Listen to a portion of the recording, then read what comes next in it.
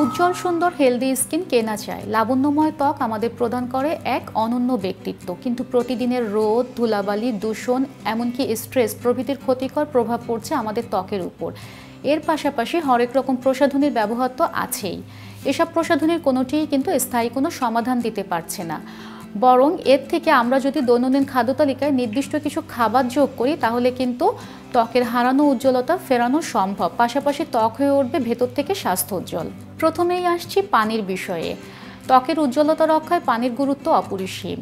এছাড়া পর্যাপ্ত বিশুদ্ধ পানি পান নিশ্চিত করে ত্বকের আর্দ্রতা।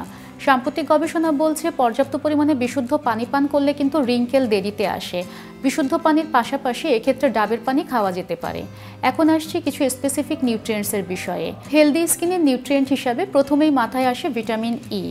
আর এক্ষেত্রে ভিটামিন ই এর উৎস হিসাবে আমরা কাঠবাদাম, সূর্যমুখী বীজ, পাইন নাটস, আখরোট, পালং শাক, অলিভ অয়েল, এমনকি ওটমিল খাওয়া যেতে পারে।